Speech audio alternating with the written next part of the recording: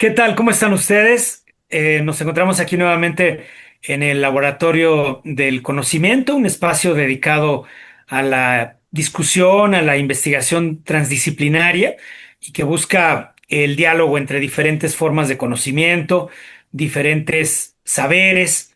El día de hoy estamos muy contentos porque nos acompaña Hernando Santamaría García. Hernando es un psiquiatra y neurocientífico que dirige un programa de neurociencia cognitiva en la Universidad Javeriana en Bogotá, Colombia. Entonces nos da mucho gusto por esa conjunción de, de conocimientos, Hernando, pero sobre todo también por la oportunidad de establecer una comunicación entre la Ciudad de México y Bogotá, y también Montreal, porque nos acompaña también Fernanda Pérez Gay, que hará un comentario en algún momento de esta sesión. Fernanda, como ustedes saben, es también neurocientífica. Ella se ha dedicado a la investigación en neurociencia cognitiva y también en fechas más recientes a la investigación en el campo de los trastornos mentales. También está con nosotros Eugenio Tiselli y Octavio Moctezuma, y es posible que tengamos un par más de invitados sorpresa que por el momento todavía permanecen encubiertos en este momento de la sesión. Entonces, el día de hoy, el tema que vamos a tratar con Hernando es a propósito de un artículo eh, de gran interés que publicó Hernando en una de las revistas más importantes de la psiquiatría, es la revista Biological Psychiatry. Biological Psychiatry es una revista que sobre todo se orienta a la investigación en neurociencia clínica, digamos, neurociencia psiquiátrica, ¿no? Y esta revista ha tenido pues una larguísima trayectoria, ¿no? Se han presentado artículos sobre cuestiones de neurofisiología, neurobioquímica, imágenes cerebrales, modelos de neurociencia para entender los trastornos mentales. Pero el tema que va a tratar el día de hoy, Hernando, hasta cierto punto se sale de ese guión, que es un guión quizá un poco circunscrito por la investigación más tradicional dentro de la neurociencia.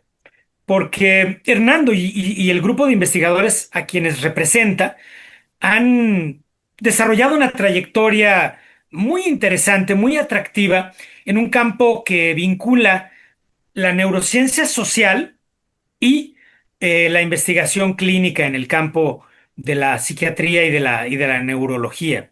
Entonces es un tipo de puente transdisciplinario y un tipo de puente, digamos, traslacional, para usar los términos de la investigación en medicina.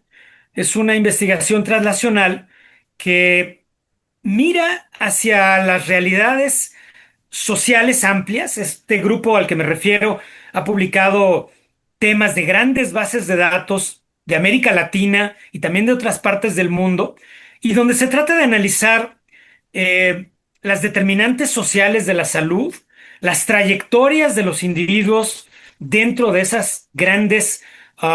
esos grandes entornos sociales y, digamos, los caminos más específicos que pueden llevar al desarrollo de padecimientos psiquiátricos, de trastornos mentales o de enfermedades neurológicas propiamente dichas. Porque el artículo que vamos a atender el día de hoy aborda cuatro problemas principalmente. Dos padecimientos que son tradicionalmente temas de la psiquiatría, que es la depresión y la ansiedad, y dos enfermedades que son, digamos, pues enfermedades muy típicas, ¿no? De los temas de la neurología cognitiva, es decir, la enfermedad de Alzheimer y la demencia frontotemporal. Pero el abordaje que propone Hernando Santamaría es un abordaje muy innovador que se basa en dos conceptos principalmente, que es el concepto de alostasis y el concepto de interocepción. Y Hernando los integra o los fusiona dentro de un constructo que va a ser la interocepción alostática o la alostasis interoceptiva. Ya veremos cuál es la mejor terminología, y ya Hernando tendrá ocasión de explicarnos estos conceptos. Pero quiero adelantarles a ustedes que esto tiene que ver con las formas en que nuestra trayectoria en el entorno va dejando un camino, el camino probablemente del estrés psicológico, social y la manera como todo esto transforma nuestro cuerpo, como transforma nuestro organismo y la manera como nuestro cuerpo se adapta a esto, probablemente como nuestro cerebro se adapta mediante mecanismos predictivos. Pero esta no es una investigación cerebrocéntrica o neurocéntrica porque Hernando utiliza el concepto de la interocepción y esto se refiere a los múltiples mecanismos de señalización que tiene nuestro cuerpo para comunicarse con el sistema nervioso y para tener también un control de estos procesos fisiológicos generales. Entonces, hasta aquí la introducción general que yo quería plantear. Y ahora me gustaría mucho, pues, pedirle a Hernando, te pediría entonces, Hernando, si pudieras decir algunas palabras acerca de ti mismo para quienes no te conozcan, sobre todo enfatizando a lo mejor, pues, el camino, ¿no? que te llevó a este proyecto de investigación particularmente.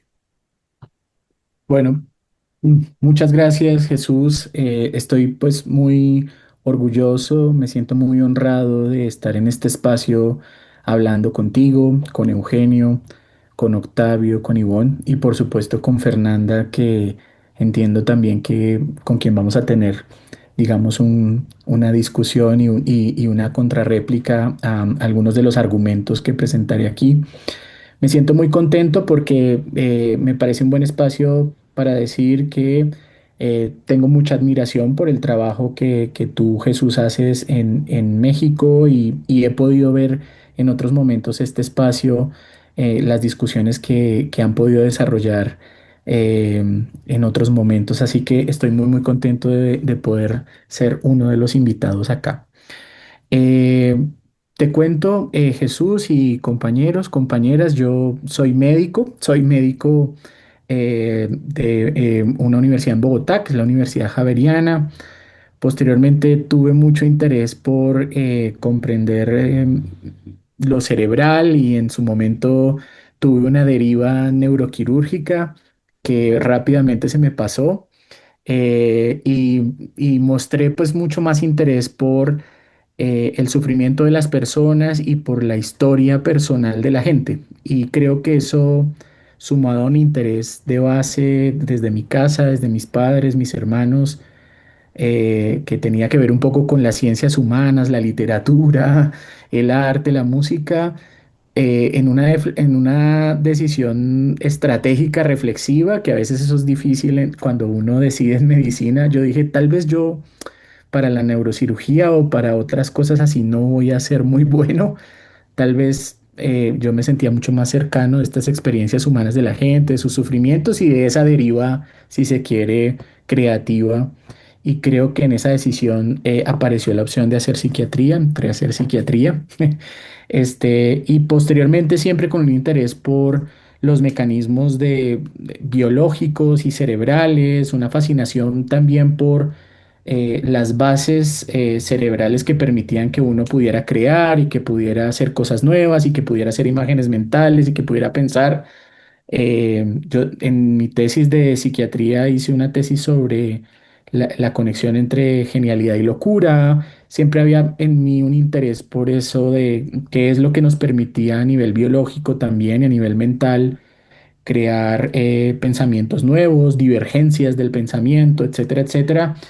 Y bueno, ese fue uno de los caminos de la psiquiatría que yo creo que esa conexión por la curiosidad, por la cognición y las capacidades mentales y el ejercicio de las imágenes mentales me acercó a intentar hacer formación en neurociencia de la cognición. Yo tuve un recorrido, como tienen muchos colegas que conozco, que entran a neurociencia a trabajar básicamente en modelos in vitro, modelos in silico, es decir, modelos artificiales de cómo funciona la biología cerebral. Yo entré por los modelos animales y rápidamente me sentí como fuera de lugar. Dije, necesito humanos. Y tuve la suerte de encontrar un grupo que me acogió para trabajar en neurociencia de la cognición humana y que además me permitió trabajar otro de los intereses que yo tenía que era un poco cómo los funcionamientos sociales en los que uno vive inmerso eran capaces de modificar o podían rastrearse a nivel cerebral.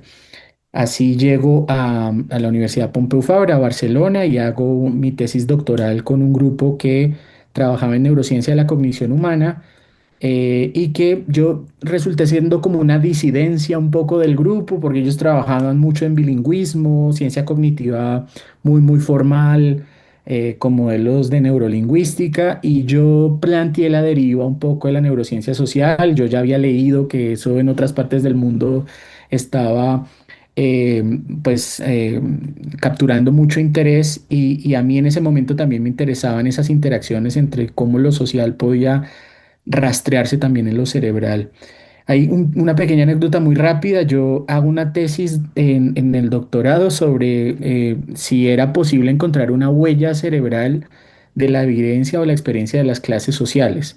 Ahí también debo confesar que había una curiosidad mía política, muy propia, creo yo, de los colombianos y de las vivencias colombianas, que vivimos en un país con tantas disparidades y con tanta agitación política y con tantas luchas y formas de exclusión muy relacionadas, por ejemplo, con problemas de clase y otros problemas de quién posee las tierras y problemas políticos de distinto orden. Y esa otra curiosidad mía me permitió proponer esa idea y lograr hechizar un poco a mis directores de tesis que me acolitaron esa posibilidad, a quien les agradezco mucho.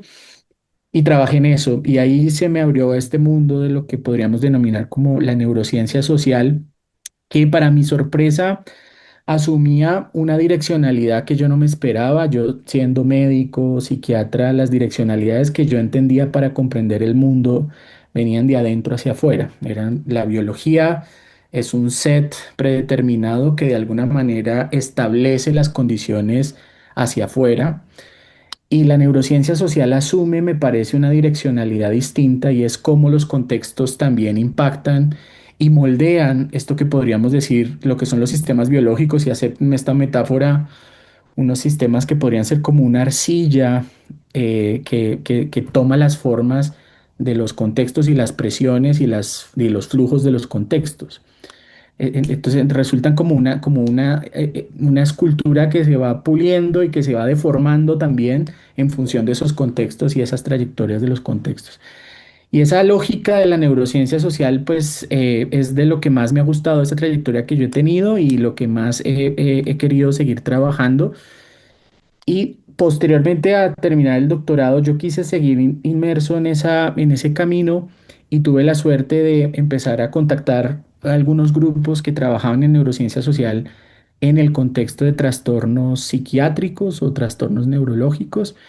Y allí estuve en algunas estancias postdoctorales trabajando en este campo hasta que empiezo a contactar al grupo de Agustín Ibáñez. En su momento también trabajé con otro neurocientífico que ahora es divulgador, que es Mariano Sigman, y trabajé con ellos un poco como en intentar seguir enarbolando el desarrollo de la neurociencia social, con una curiosidad también muy personal, que era ver si lo podíamos hacer desde Latinoamérica. Había esa curiosidad reivindicativa latinoamericana de hagamos neurociencia desde Latinoamérica, con nuestros problemas, con nuestros contextos, con una neurociencia situada latinoamericana.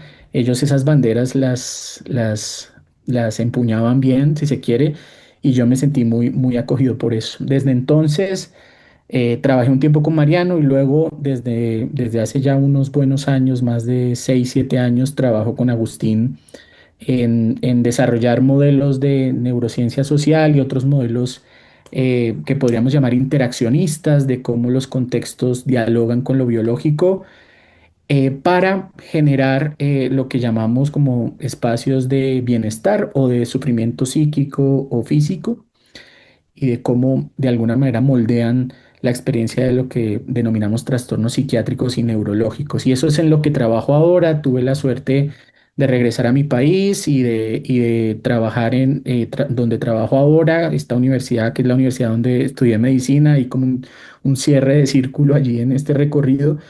Y ahí propusimos la generación de este doctorado, el doctorado en neurociencias, que trabaja mucho en estos campos. Tiene dos grandes líneas de investigación que creo que revela un poco este recorrido, una línea de trabajo sobre la neurociencia, la cognición y sus alteraciones. Hacemos muchos modelos de neurociencia clínica humana en el contexto de trastornos neurocognitivos, por ejemplo, trastornos psiquiátricos, y una línea que hemos denominado de neurociencia, cognición, mente y contexto, en el que nos planteamos un poco las relaciones que hay entre todos estos ejes epistémicos, si se quiere, con mucha participación interdisciplinaria, profesores que vienen no solo de áreas clásicas que trabajan en esto, ciencias biológicas o psicológicas y también médicas, sino hemos tenido la suerte, por ejemplo, de trabajar con fenomenólogos, filósofos de la mente, incluso con economistas que hacen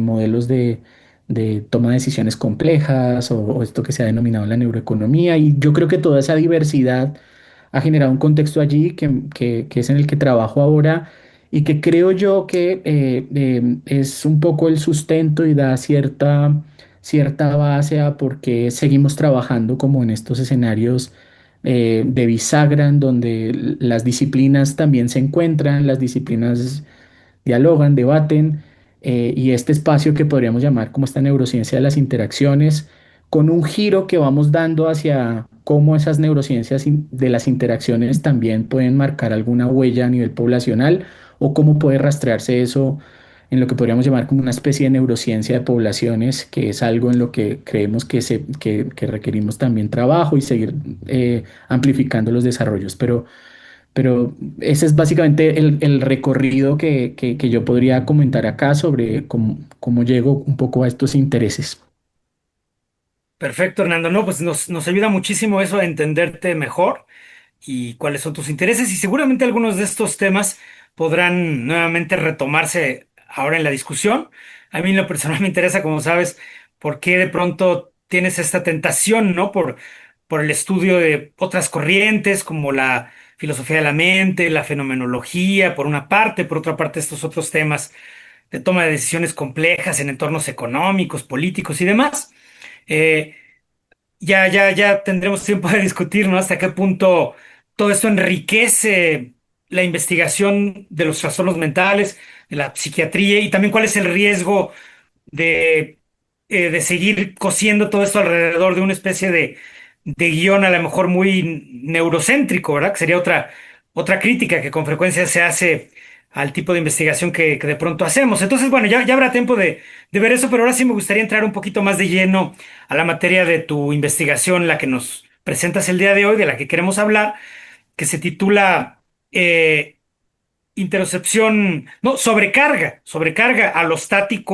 alostática interoceptiva a través de las condiciones neurológicas y psiquiátricas, que es un artículo que tú representas como primer autor de un grupo en el que se encuentra, pues efectivamente personalidades, ¿no? Como Agustín Ibáñez, un tipo hiperproductivo, ¿no? La verdad, impresionante todo lo que hace, pero también otras personas de gran trayectoria mundial como George Northoff, ¿no? Que es un tipo completamente interesante, ¿no? Que hace neurociencia de frontera, pero también de pronto hace investigación en fenomenología o filosofía de la mente, incluso en cuestiones de neuropsicoanálisis y cosas así. Entonces, bueno, es un personaje, ya a lo mejor podremos hablar de eso, ¿no? Ahora, quizá me gustaría un poquito que para darle una introducción a al tema de quienes nos escuchan, que pudiéramos tocar algunos de los puntos que tú tratas en tu glosario, porque creo que esto le puede dar rápidamente una penetración a los temas del artículo, ¿no? Tú te- ¿Por qué no nos ayudas a comprender tres términos inicialmente que tú utilizas ahí? El primero es el concepto de interocepción, el segundo es el concepto de alostasis, y luego utilizas este constructo integrado, ¿no? Yo decía como alostasis interoceptiva o interocepción alostática, no sé cuál sea tu manera de formularlo en español, y tú muy en particular ya te refieres a la sobrecarga alostática. ¿Qué quiere decir esto? ¿Cómo nos ayudas a entender esos términos iniciales? Vale, digamos, vale, lo primero que diría es que yo creo que el término que me parece más integrador acá para empezar a trabajar es el término de alostasis, un término que fue trabajado por muchos autores de distintas maneras, pero pues en particular por Sterling y McEwen desde Peter hace Sterling, sí. más o menos desde el año 88 que hace la primera formulación. Y refiriéndose a los taxis como un proceso biológico complementario a lo que podríamos denominar como homeostasis, que podríamos resumir palabras más o menos como este proceso de búsqueda del balance y de la estabilidad de los sistemas internos y de los sistemas biológicos con el ánimo pues de tener unos sistemas capacitados para responder a un contexto que ofrece continuos retos. Como un sistema de regulación y de nivelación aparecía el sistema homeostático. Y un poco en contraste a ese modelo de un sistema que busca el balance, aparece esta noción de un sistema o un conjunto de procesos que denominaríamos alostáticos, que es básicamente un conjunto de procesos que permiten que los cuerpos biológicos logren estabilidad no a través de balancearse o regularse, sino a través de cambiarse, de modificarse, y esto lo hacen a partir como de dos términos que a mí me parecen importantes. Por un lado, a partir de, diría yo, anticipaciones, una lógica de estos mecanismos biológicos lo que continuamente están haciendo es anticipar el siguiente estado funcional en el que deben estar y desde allí, desde dichas anticipaciones, generar como un modelo de comportamiento biológico que seguirán, que continuarán, para ajustarse de la mejor manera a ese mundo anticipado. En oposición a una homeostasis que busca la regulación y el balance, entonces aparece en resumen este modelo alostático de anticipaciones y modelización, si me aceptan esta palabra, de modelar el mundo que se espera enfrentar momentos después. Esta lógica de un sistema biológico que busca anticipar las influencias del contexto o el siguiente modo de actuar que requiere un organismo biológico es una lógica que dialoga bien con otros principios, como por ejemplo, se requiere anticipar y generar modelos para poder implementar comportamientos biológicos ante situaciones de habituación.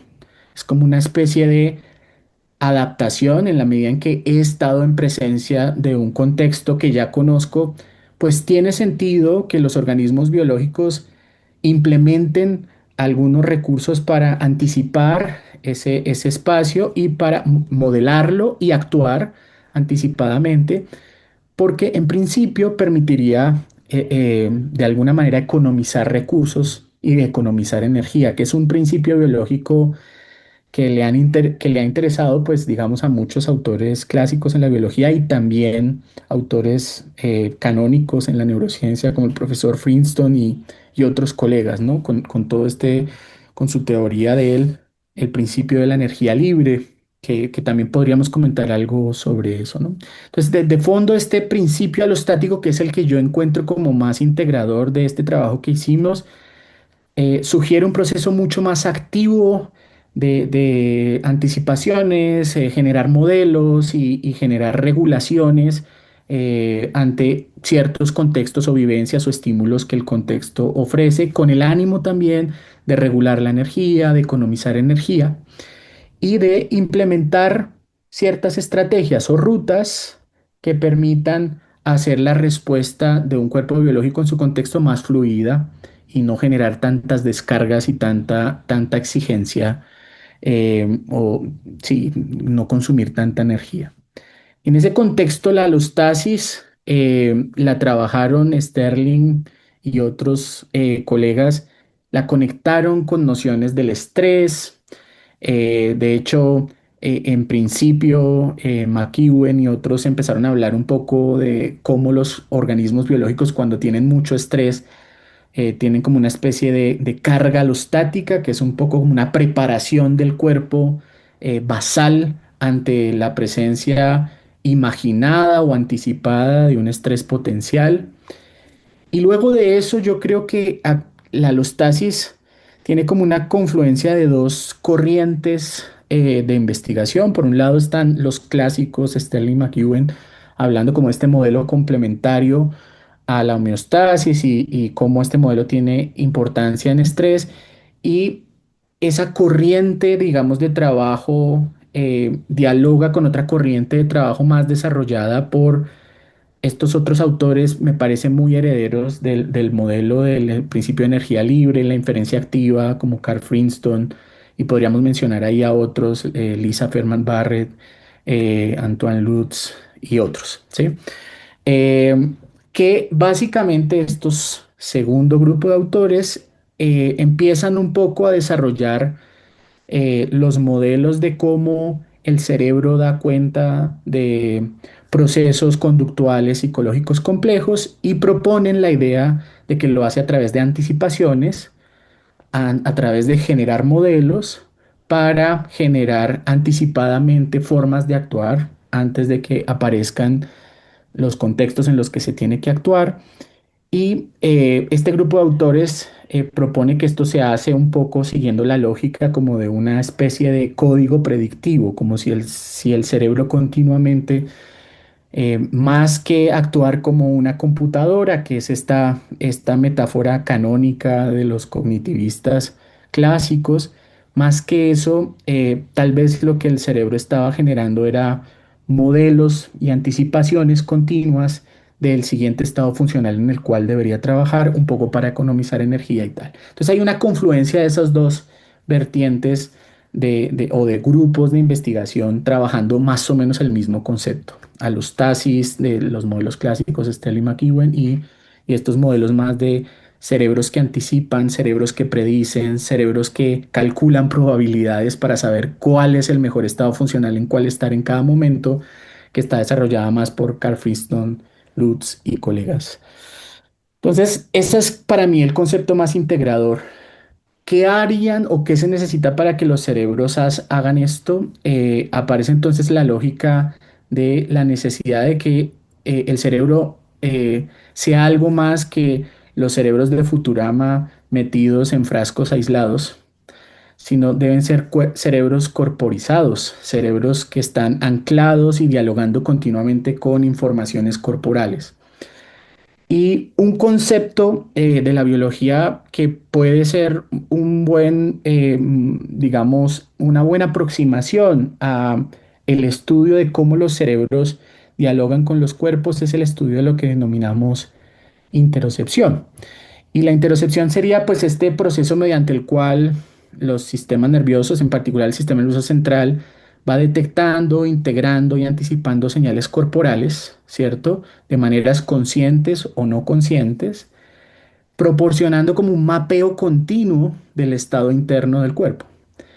Y nosotros sabemos que en general los cerebros tienen un montón de información del cuerpo, van recibiendo continuamente información del cuerpo a través de sistemas autonómicos, a través de las vías sensoriales primarias que capturan tacto superficial, propiocepción o otro tipo de informaciones sensoriales, pero también a través de estos mecanismos interoceptivos que permiten además que el cerebro tenga información muy fina de procesos biológicos muy complejos como por ejemplo si la sangre está muy concentrada, si hay lo que denominamos mucha osmolaridad, por ejemplo, captura cambios en presión, cambios con varorreceptores, o sea, hay información compleja que el cerebro va recibiendo en ese mapeo continuo del cuerpo, segundo a segundo, incluso milisegundo a milisegundo, en una escala de tiempo muy fina, diría yo. Entonces, claro, ¿cómo hace el cerebro para anticipar y generar modelos de cómo debe estar preparado para el siguiente estado funcional? Pues a través de ir capturando información del cuerpo continuamente. Y esa captura, consciente o inconsciente, de la información del cuerpo, esa información biológica, es una captura que denominaríamos los procesos interoceptivos, ¿no? Em, Básicamente, esos son los dos conceptos canónicos con los que trabajamos. Nos alejamos un poco de la noción de cerebros en frascos aislados y empezamos a asumir que es muy importante pensarse los cerebros en interacción con los cuerpos. Detrás de todo eso están algunas discusiones interesantes. Estos modelos se oponen un poco a una tradición que igual ha sido muy importante, una tradición en el que podríamos identificar un eje clave que es Thomas Insel y otros de los investigadores que desarrollaron el Research Domain Criteria y el programa de investigación que sugería que las experiencias mentales y sus trastornos surgían solamente de lo cerebral. Y de alguna manera genera un contraste. Dicen, por supuesto que los cerebros son claves para las experiencias psicológicas, mentales y para los trastornos, pero no son solo los cerebros, son los cerebros, por supuesto, corporizados o en interacción. Esta lógica, si bien está trabajada por neurocientíficos, tiene también unas herencias de algunos autores en ciencias cognitivas y también en filosofía de la cognición, como lo son Ivan Thompson y Francisco Varela, con toda la noción del enactivismo, que sugieren un poco que las experiencias de lo que llamamos flow mental no son experiencias que ocurran en cuerpos pasivos, sino en cuerpos activos que están interactuando continuamente con contextos. Nosotros en medicina somos formados mucho con modelos biológicos como muy pasivos, que responden o van percibiendo el mundo de forma muy pasiva y muchas veces no consideramos relevante el rol que tiene el contexto en generar o modelar esas experiencias mentales. Estos autores del enactivismo y otros en esa corriente sugieren que lo que llamamos las experiencias mentales son más experiencias de interacción, contexto biología, contexto cuerpo, contexto cerebro. Y esta tradición que estoy denominando como alostasis interoceptiva de alguna forma se conecta con esos modelos más en activo, si se quiere. Y ya con esto voy a ir cerrando para no tomarme toda la palabra solo yo y poder escucharles sus comentarios y también sus contrapropuestas frente a esto. Es ahí, eh, siguiendo también otros autores en este campo, pensamos que el mecanismo que podría estar fallando de alguna forma o desregulándose de alguna manera para generar la presencia de trastornos mentales, podía ser este mecanismo de unas anticipaciones erróneas, unos modelos del estado funcional en el que debe estar, digamos, el cuerpo en ese momento de forma errónea, es decir, como una mala percepción del contexto. eh, y propusimos esta noción como de sobrecarga alostática interoceptiva que sugiere un sistema que va como sobremodelando, sobreprediciendo, sobreanticipando la información y al hacerlo como de forma como sobresaturada, en principio asumíamos que lo hacía mal o de forma poco precisa. La apuesta que estamos presentando no solo invita a pensar que se hacen como unas predicciones erróneas porque el sistema está como sobreexcitado, sino además que el sistema tiene una limitación funcional más y es que no logra aprender. Eh, en general, estos modelos alostáticos interoceptivos que dialogan con otras corrientes como el enactivismo, dialogan también con una apuesta teórica, empírica, que se ha denominado como el, el predictive coding, ¿no? O el código predictivo, sugiriendo esto, que los sistemas biológicos están haciendo predicciones y un poco, no solo predicciones, sino ajustes en función de la información que llega. Yo predije que esto es lo que debe pasar, pero la información que llega me dice que no. Entonces, la segunda vez que hago una predicción, viene ajustada. Hay como aprendo del error y viene una predicción ajustada. Con ese principio en mente que está aquí implícito, asumimos que un sistema como sobrecargado, sobreexcitado, no solo anticipa mal, modela mal, sino que no aprende de la información o de ese feedback o esos errores que llegan cuando uno enfrenta a los contextos. Entonces, esa alteración nuevamente en anticipación, en generar modelos y en no aprender de los errores, llevaría a un sistema como sobrecargado, sobreexcitado, que no aprende y que de alguna manera podría estar interpretando mal el contexto, una interpretación errónea que llevaría a algunos de los síntomas canónicos de los trastornos neurológicos prevalentes. En particular, es un buen modelo en depresión, en ansiedad. Hay estudios que también lo postulan como un modelo relevante en esquizofrenia. Y en trastornos neurológicos hay una evidencia también fuerte, incluso empírica, en la que también nuestro grupo ha participado, de cómo estos procesos interoceptivos están disregulados y cómo estos procesos alostáticos también están disregulados, no solo a nivel funcional, sino incluso a nivel de estructural, ¿no? Uno de los autores clásicos de esto de la alostasis interoceptiva, que es el grupo, pues es la profesora Lisa Feldman Barrett y su grupo, describieron en el año 2017 una red cerebral, incluso dijeron, esta es la red cerebral de la alostasis interoceptiva, una red que combinaba eh, áreas cerebrales que se habían postulado antes como implicadas en procesos de filtrar la información que uno percibe del mundo, pero también en regular esta información y encontraron como unos centros cerebrales importantes para hacer eso, anticipaciones, modelamientos y ajustes.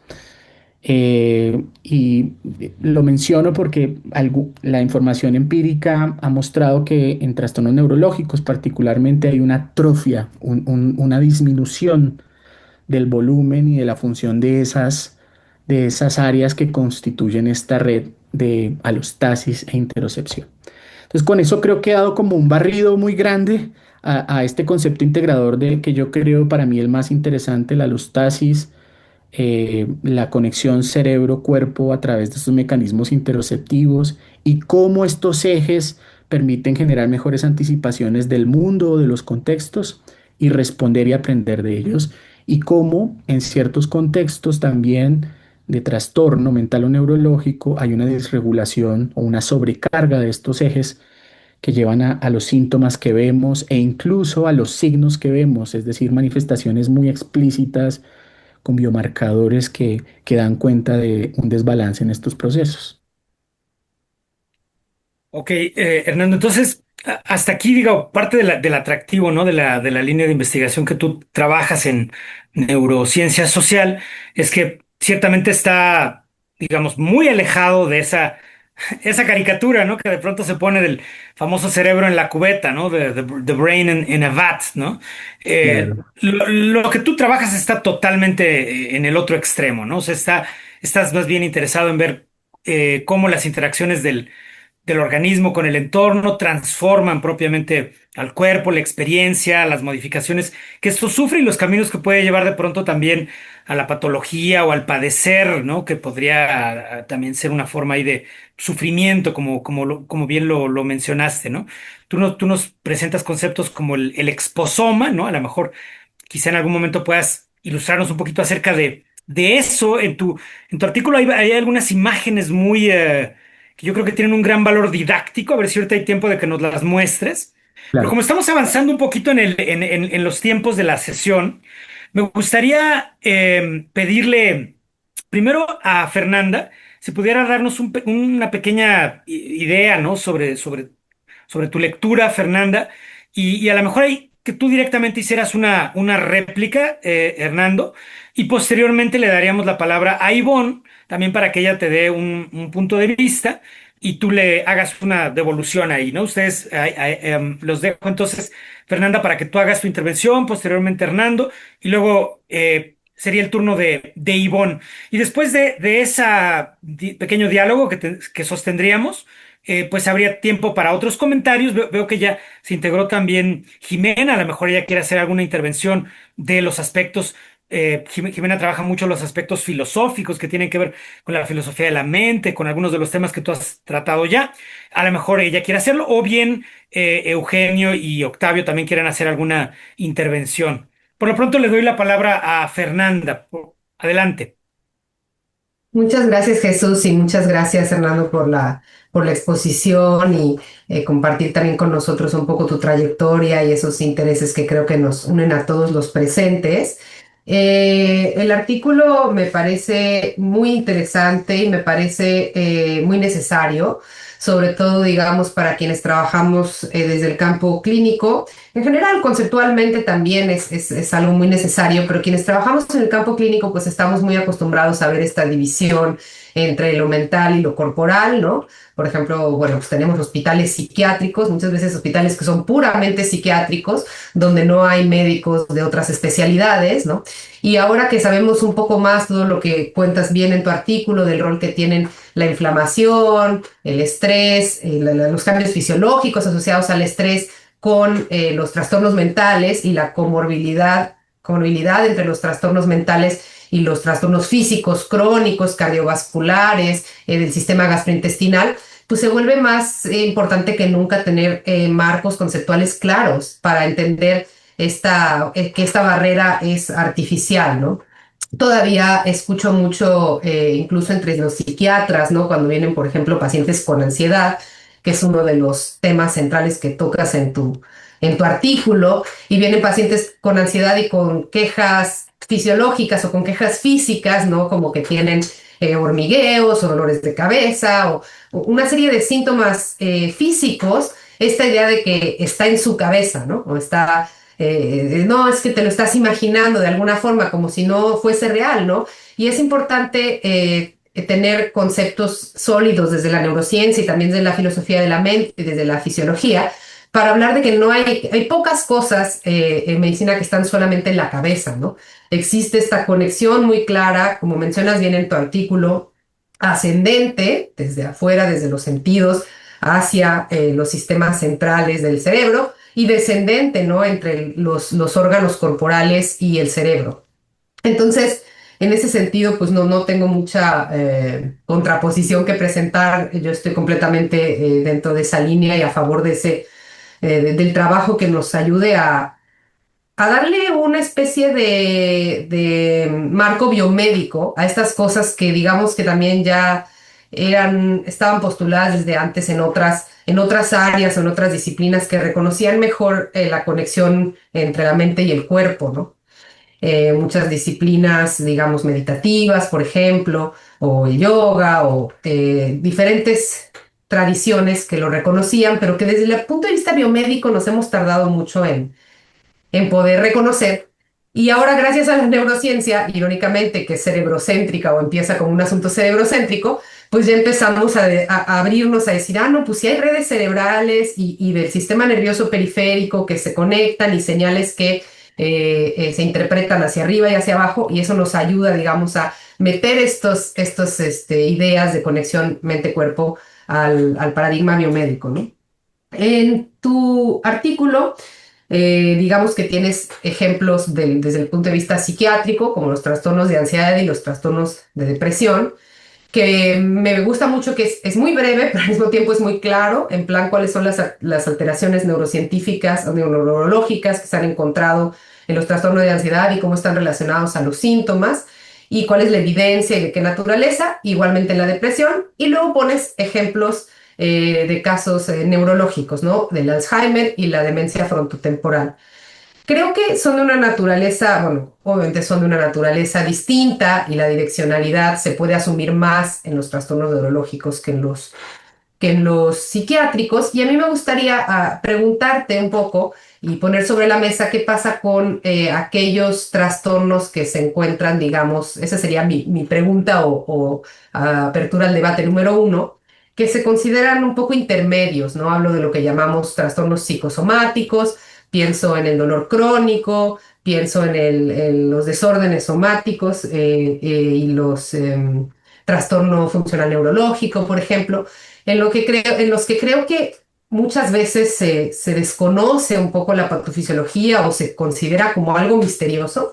desde la medicina no psiquiátrica, digamos los médicos de urgencias, los médicos internistas, ¿no? Muchas veces no logran integrar la dimensión psicológica o mental de estos padecimientos y los psiquiatras muchas veces pues no pueden ver la conexión directamente con o piensan sí, pues es una causa psicológica de los síntomas físicos sin entender estos ejes, ¿no? Entonces, si pudieras a lo mejor contarnos un poco cuál es el estado de la investigación de este marco de la alostasis interoceptiva o la interocepción alostática, ya no nos dijiste cuál. Yo lo interpreto más como, bueno, alostasis interoceptiva, puesto que hablamos de la alostasis como este proceso de predicción y que se basa en los estados interoceptivos, ¿no? Y entonces, cuál sería el estado, digamos, de la investigación con este marco, si existe, para los trastornos somáticos, los trastornos funcionales? Y mi otro punto que me gustaría discutir tiene que ver con lo que hablabas de una vez que hay sobrecarga alostática y el sistema está sobrecargado, tú decías, anticipa mal, el sistema sobrecargado anticipa mal, modela mal y no aprende, ¿no? Y esto perpetúa interpretaciones erróneas. Entonces, a mí este tercer punto, como de no aprende, me resulta un poco alarmante, ¿no? Porque una de las cuestiones y de los intereses que tengo y que he discutido, por ejemplo, también con Jimena, es cómo entrenar los sistemas interoceptivos. Se puede entrenar los sistemas interoceptivos ascendentes y descendentes, ¿no? Porque para poder hacer mejor frente a estas disrupciones, ¿no? Ahora, lo que entiendo es que dices, una vez que está sobrecargado, no aprende, pero eso no significa que no aprenda nunca, ¿no? Entonces, desde tu punto de vista, ¿qué sería lo que hay para, digamos, desde un punto de vista terapéutico o preventivo? Tenemos que prevenir la sobrecarga, por supuesto, y una vez que está sobrecargado, hay que esperar a que pase la sobrecarga para poder entrenarnos, ¿no? Sé, por ejemplo, a mí me interesa mucho el uso de la danza y los tratamientos somáticos que han tenido hay alguna evidencia a favor de que entrenan algunos aspectos de la interocepción. Y luego le voy a lanzar un poco una bola a Ivonne, porque sé que ella es jefa de la metacognición. Y dentro de la interocepción, tú mencionabas tres procesos, ¿no? Mencionabas la parte de los procesos sensitivos, la parte de la awareness o la conciencia interoceptiva y luego la metacognición interoceptiva, ¿no? Entonces, a lo mejor, ¿cuál de estos tres se pueden entrenar? Si es que se pueden entrenar, ¿en qué momento se pueden entrenar? A lo mejor un poco abrir la discusión a qué podrías decirnos de eso. Entonces, para recapitular, el primer punto sería cuál es el estado, digamos, de la investigación de este marco de la alostasis interoceptiva en trastornos que no son ni psiquiátricos, ni neurológicos, ni puramente fisiológicos, sino una mezcla. Y la segunda sería qué piensas de esta idea de entrenar la interocepción, qué aspectos de la interocepción se pueden entrenar y si no se pueden entrenar en el momento de sobrecarga, entonces cómo salir de esa sobrecarga alostática para poder regresar a intentar el entrenamiento y el aprendizaje interoceptivo. Y con eso te agradezco mucho.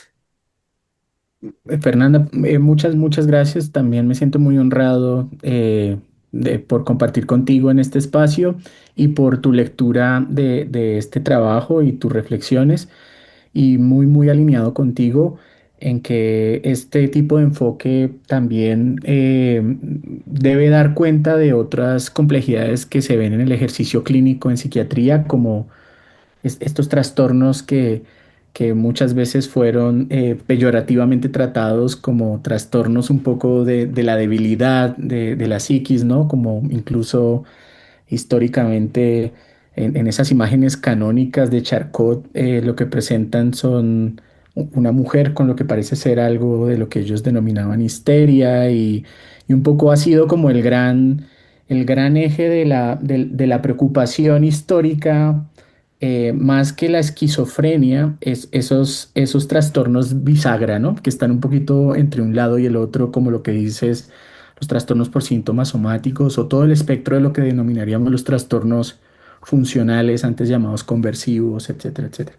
Entonces, lo primero que quería decir es, tú en tu intervención mencionaste algo que yo no mencioné de tu lectura, que me recuerdas, gracias, es cuando hablamos de interocepción, yo mencionaba que hablábamos de distintas fuentes de información que sube del cuerpo a los sistemas centrales, al cerebro, incluyendo información sensorial primaria, pero también información de cambios en presión, cambios en osmolaridad o en esta regulación, digamos, plasmática de las proteínas, un montón de información biológica altísimamente sofisticada, pero también hay diálogos entre los sistemas metabólicos y lo cerebral, los sistemas inflamatorios y lo cerebral, incluso diálogos ya muy, muy descritos como ejes, por ejemplo, el eje cerebro-intestino, el eje cerebro-corazón, el eje cerebro-pulmón. Hay unos ejes ya muy claros en los que se han descrito las vías biológicas y las formas de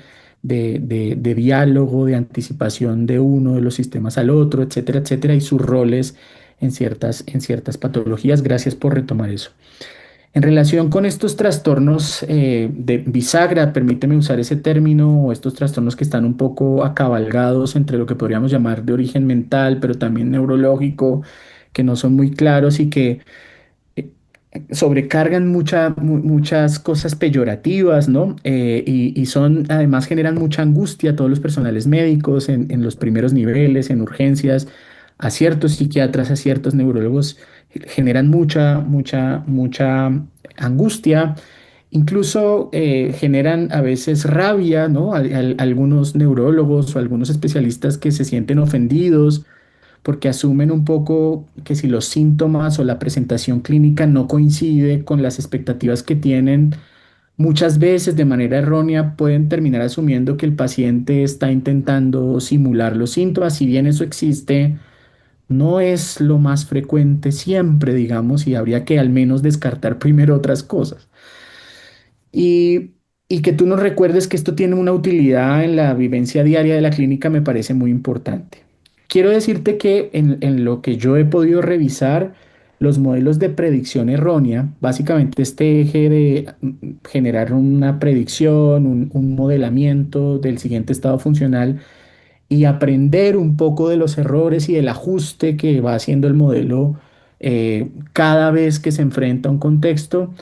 Este tipo de encuadre se ha estudiado también, sobre todo en trastorno neurológico funcional, como uno de los argumentos neurobiológicos, si se quiere, que pueden estar fallando en estos pacientes. Recordemos que desde el punto de vista de las nosologías y de las categorizaciones, en esa categoría han quedado aquellas personas que tienen alteraciones neurológicas, motoras o sensitivas, incluso cognitivas también, en las que no se encuentra una anomalía estructural evidente a nivel digamos, el examen neurológico y también a nivel de los recursos paraclínicos que se usan, las neuroimágenes, las electroencefalografías y otros recursos. No parece haber nada que esté alterado.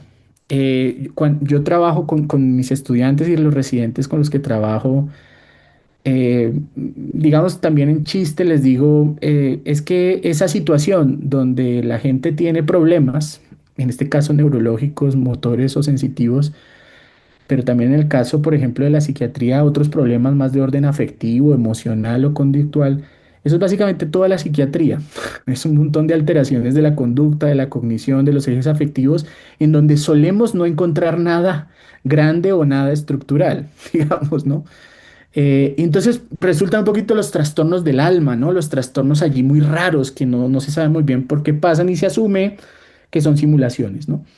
En principio, lo que hay que decir frente a esos trastornos, y gracias por mencionarlo, Fernanda, es que en efecto, con las informaciones que tenemos disponibles, sabemos que hay unas disfunciones, por supuesto no hay una anomalía estructural canónica acá, sino unos procesos del funcionamiento biológico cerebral y creo yo también de los diálogos cerebro-cuerpo que se desajustan, generando predicciones anómalas y generando como algunos cortocircuitos de esa información cerebro-cuerpo que llevan a predicciones anómalas, por ejemplo, de que un órgano no está o que un órgano funciona mal o que un órgano no trabaja como debería trabajar. Los modelos de predicting coding en trastorno neurológico funcional se han estado trabajando en esa línea. Y yo creo que modelos similares aplican para el trastorno por síntomas somáticos en principio, que es muy parecido, pero el eje en el trastorno de síntomas somáticos no son alteraciones neurológicas, sino más alteraciones, lo que tú decías, dolor crónico, otras alteraciones de otros sistemas, si se quiere. Entonces, yo creo que eso es importante. A mí me parece que el modelo también es interesante porque es un modelo que no es solo neurobiológico, no es solo sistema nervioso central y periférico que dialogan mal, sino es un buen modelo de cómo otros sistemas, el sistema cardiovascular, el sistema metabólico, el sistema inflamatorio, dialoga con los comandos y las regulaciones jerarquizadas que puede hacer lo cerebral frente a algunos de esos dispositivos biológicos. Siempre está esta discusión sobre qué es lo que hace el cerebro, ¿no? El lenguaje que solemos usar los que hacemos neurociencia de la cognición y neurociencia cognitiva es un lenguaje muy computacionalista. Decimos tal área computa tal cosa o tal área genera tal acción con un lenguaje muy de computación. Y frente a eso, estos modelos integrativos o interaccionistas sugieren más un rol cerebral como de coordinación de un montón de información que viene ascendiendo biológicamente y que también está modulada por el contexto o por el entorno. Entonces te diría que sí, sobre eso sí hay estudios que yo he podido revisar y uno de los modelos biológicos más trabajados es esto de unas predicciones anómalas que podrían generar alteraciones motoras o sensitivas sin la anomalía estructural. Sumado eso a otros modelos que tú debes conocer, que son todos los modelos de unos sistemas periféricos que no están bien balanceados a nivel neuroquímico y que generan como interpretaciones erróneas de la información asciende, por ejemplo, del intestino o de los músculos o de las articulaciones, generan una señal dolorosa cuando no debería generarla, ¿no? En relación con la segunda pregunta que me haces, eh, yo estoy de acuerdo que em, la interocepción se puede entrenar. Hay algunos estudios que muestran cómo los procesos de digamos, de sensar procesos interoceptivos o de tener awareness de que hay un proceso interoceptivo o tener ese meta-awareness, esa metacognición de los procesos interoceptivos, se pueden entrenar. Hay un montón de estudios, por ejemplo, no solo usando lo que mencionas, como técnicas que invitan un poco a ser más consciente de lo corporal o la danza también, sino también estas técnicas de atención plena, ¿no? O el escaneo corporal, el mindfulness y otras técnicas que invitan un poco a empezar a ser consciente lo corporal, cómo lo corporal está también afectado, modulado por los entornos y estas técnicas, también muy herederas de las ciencias, ciencias contemplativas y las meditaciones, son técnicas que han mostrado tener un efecto sobre la modulación interoceptiva. La forma experimental que usamos para medir interocepción en algunos de los estudios muestra un poco que eso es modulable. Básicamente lo que uno hace es que le invita a la gente a que piense en el latido cardíaco. Y hay gente que tiene una capacidad implícita de sincronizarse con el latido cardíaco y reproducir un latido cardíaco que más o menos es el latido cardíaco que tienen. Pero una segunda fase del experimento, que es este test de Chandri, es que auscultan su propio corazón y aprenden un poco el ritmo cardíaco y la segunda vez que intentan predecir el latido cardíaco, lo hacen mejor, sugiriendo que uno con ciertos entrenamientos puede hacer consciente la forma como trabajan lo cardíaco, lo pulmonar. Hay estudios, por ejemplo, que hacen entrenamiento sobre la capacidad pulmonar, sobre el ritmo respiratorio o estudios que hacen también interocepción gastrointestinal, si se quiere, de hacer una lectura de esos procesos más gastrointestinales y observan que uno mejora en esas capacidades interoceptivas y que esa mejoría se asocia, por ejemplo, con un mayor control de algunos de los síntomas que aparecen, por ejemplo, en trastorno de ansiedad generalizada, esto de las preocupaciones continuas o de la carga somática, sentir dolor, cansancio, fatiga. Y también, por ejemplo, en los trastornos de ansiedad más centrados un poco en las descargas vegetativas, como las fobias, etcétera, este tipo de abordajes ayuda muchísimo. Yo me quedo ahí, respondo hasta ahí para poder también escuchar a Ivonne y a los compañeros. Hola, Adelante, Ivonne. gracias. Yo estoy muy emocionada. Ya quería participar desde hace rato. Me gustó mucho el artículo porque, o sea, me gustó leer, o sea, algo que habla otra vez acerca de la falsa dicotomía, ¿no? Entre los fenómenos mentales y el cuerpo. Pero me hiciste pensar en dos cosas y justo también en la cosa de si aprende o no aprende el sistema. A mí también eso me brincó de una manera muy importante. Am, o sea, como quizás lo primero es que me gusta esta idea de que uno de los mecanismos, por ejemplo, de los que no necesariamente hablamos cuando hablamos de cognición, es de la capacidad predictiva, ¿no? Y digo, a mí me gusta eso porque Jesús y yo estamos muy metidos en esta cosa como de cómo hacen predicciones las personas en psicosis y si son malos en estadística y entonces por eso de repente ocurren cosas. Pero me gustó esa idea como esta cosa transdiagnóstica que puede atravesar muchas condiciones. Entonces, lo que me hiciste pensar fue que esta capacidad predictiva, por ejemplo, en ansiedad, sí tiene que ver con que, primero, hay una experiencia física constante que estamos sensando todo el tiempo. O sea, simplemente no podemos ignorar que está el corazón latiendo, que me está sudando la mano, que la panza se siente rara, ¿no? O sea, no podemos ignorar eso, ¿no? Entonces, esa sobrecarga, digamos, del sistema tiene que generar una predicción sobre, pues, qué me puede pasar, ¿no? ¿A qué me voy a enfrentar? Pero curiosamente ahí viene la otra parte de lo que decía Fernanda de la metacognición. Es, bueno, entonces una predicción imprecisa, porque igual afuera no hay que responder con tanto metabolismo, pero ¿será de verdad que no aprende o más bien que no actualiza? ¿No? Porque creo que esos son dos procesos distintos. Una cosa es que con la experiencia que vas teniendo, ¿no? De, pues es que os estoy sobre reaccionando, ¿verdad? O que realmente yo no puedo actualizar que la reacción que está teniendo mi cuerpo se puede deber a otra cosa diferente.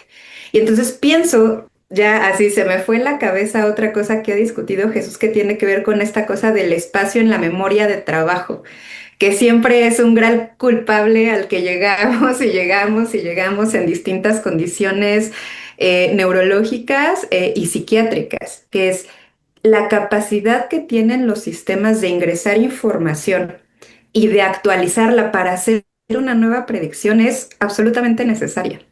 Y cuando la memoria de trabajo está jodida por alguna razón, aunque sea momentáneamente, cosas muy extrañas empiezan a pasar en los fenómenos emergentes y también a lo mejor en las predicciones que hacemos sobre el cuerpo. Entonces, mi propuesta es, o sea, que eso quisiera debatirlo contigo, ¿es que no aprende o no actualiza? Porque ahí te va mi otra posición. La ansiedad y la depresión sí pueden remitir en muchos casos, ¿no? Entonces, si el sistema no aprendiera, entonces a lo mejor sería una cosa que está ahí más o menos continua. Pero los tratamientos farmacológicos, los tratamientos terapéuticos que tienen mucho que ver con el contexto, generan una modificación en los sistemas en donde quizás con un poquito más de flexibilidad en cualquiera de los dos sistemas, ¿eh? O sea, en el corporal o en el sistema cognitivo, pueden actualizar. Pero me encantó lo de las demencias, porque lo que yo pensé cuando estaba leyendo tu artículo es, bueno, son dos caminos distintos porque en uno puede ser una cosa de sincronización de redes, depresión, ansiedad y a lo que quieras, TOC, X. Pero cuando hay un compromiso de las estructuras, como en los procesos degenerativos, será, sí, probablemente que a lo mejor hay una parte del aprendizaje, pero será que la atrofia llega a un punto más bien en donde el sistema es incapaz de actualizar y entonces se rigidiza, ¿no? y entonces por eso podríamos ver unos fenómenos. No sé, ¿qué opinas como de esta propuesta? No, Iván, muchas gracias por tu comentario. Estoy muy contento de poder dialogar con todos ustedes y contigo. Esta pregunta que me haces me parece muy fina, muy de alguien muy entrenado en el campo. Muchas gracias. Yo creo que tienes razón.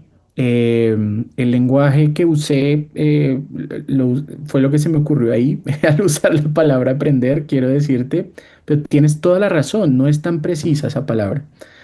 Porque asumir que es que no aprende el sistema, pues genera una sensación también o una noción de inmovilidad del daño, ¿no? No hay manera de que eso cambie y entonces genera las otras preguntas que te surgen que me parecen muy relevantes. Si fuera así, no hablaríamos de trastornos, hablaríamos de enfermedades. Apareció eso, no aprendió para nada y de ahí en adelante siempre estuvo mal. Y sabemos que al menos estas condiciones de sufrimiento mental que trabajamos en psiquiatría, en neuropsicología, tienen de hecho esta codificación con el nombre de trastornos precisamente por la posibilidad que tienen de no tener una fisiopatología fija, pero también de que pueden tener periodos de cambio y de resolución temporal, ¿no?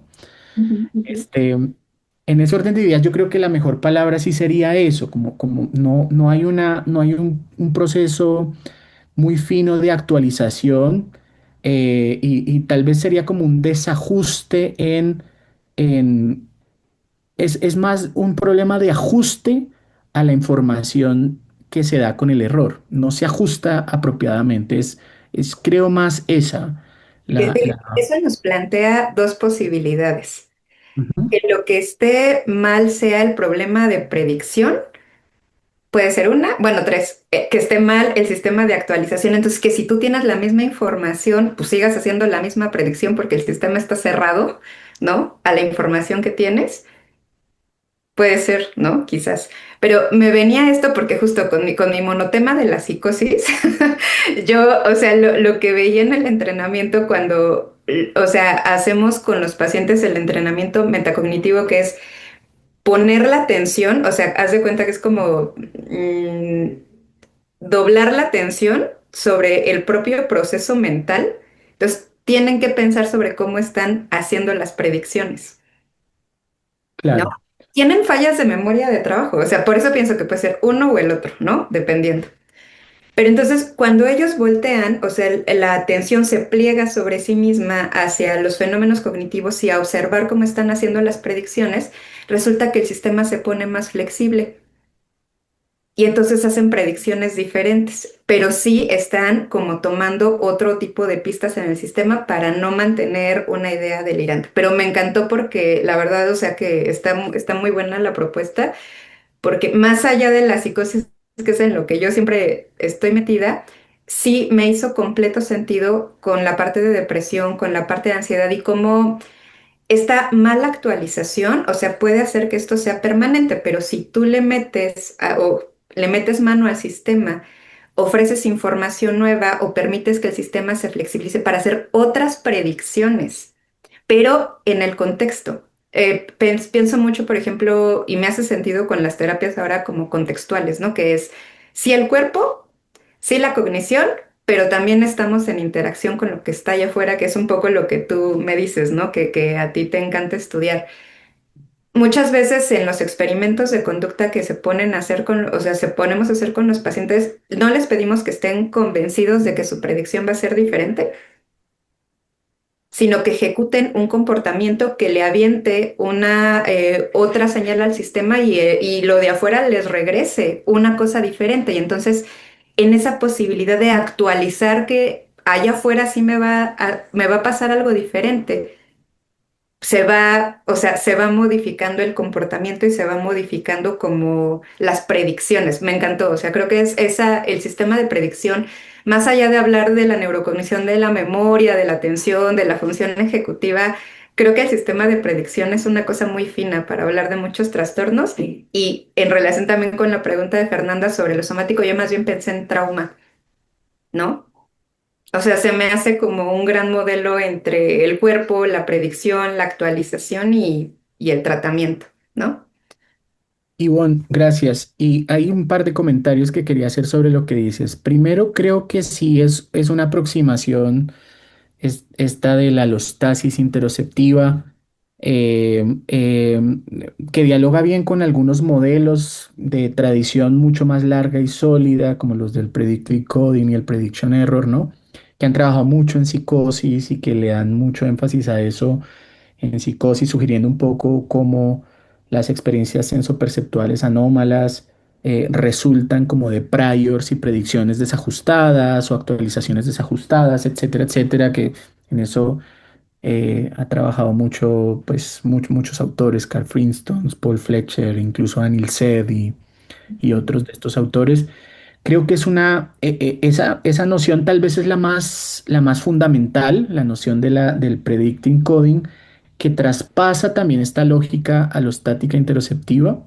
Yo creo que dialoga bien y sí tiene un poder transdiagnóstico. Yo creo que sí lo tiene. Yo creo que el modelo todavía no es lo suficientemente fino para explicar, por ejemplo, eso, los periodos intercríticos, cuando la gente está bien, ¿qué fue? ¿Cómo se reajustó eso, no? El modelo deja abierto de la opción de múltiples núcleos o hubs de desajuste.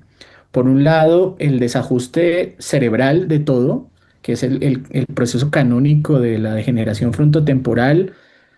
Una estructura clave para la interocepción es lo que llamamos la ínsula, ¿no?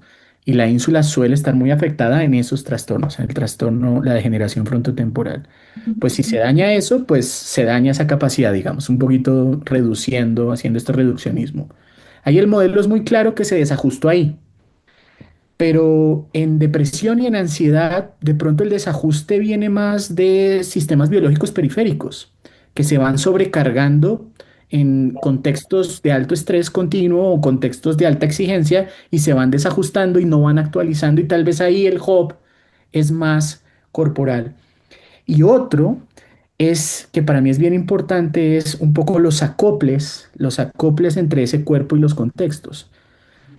Muchos pacientes, dentro de las experiencias más allá de lo que dice el DSM-5, y en eso creo que la fenomenología ayuda mucho porque ayuda un poco a entender la estructura de la experiencia de algunos pacientes que hablan fenomenoliques, si me aceptan eso, que saben hablar un poco de eso de las estructuras subjetivas, de las experiencias subjetivas y saben hablar esos lenguajes.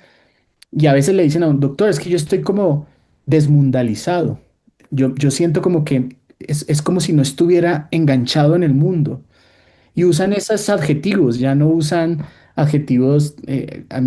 Hay pacientes que están ya muy entrenados y le dicen, no, doctor, es que tengo anedonia, doctor, no, lo que tengo es pensamientos negativos y tal. Pero hay otros que usan otros adjetivos y otras metáforas que hacen ver que la experiencia es un poquito extraña. Me siento como que no soy de aquí, este lugar lo siento raro, no me siento enganchado al lugar, lo siento como angosto, lo siento como que me comprime. Y eso me lleva a mí a pensar que hay también un problema o uno de los hubs, ya no solo el cerebral o una sobrecarga biológica corporal, sino en que los acoples con el mundo también pueden estar desajustados. El mundo ya no representa un ofrecimiento para yo hacer cosas, etcétera, etcétera.